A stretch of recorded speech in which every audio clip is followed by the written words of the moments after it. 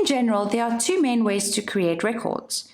You can use the New button on the top right of the Modules List page, or the Add New button in the drop-down menu from the Main tab for that module at the top of the page. For you to be able to save a new record, you must fill in any mandatory fields. These will be prompted for if you don't fill them in and try to save. You can also create some records from other records, like leads from contacts or transactions from offers.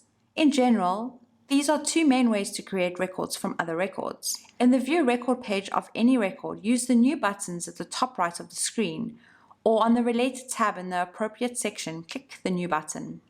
The main exceptions for this is for transactions, which can only be created from offers, and for internal broker and payment records, which can only be created from transactions. There is a New button for each of these in the View Record page for offer and transaction.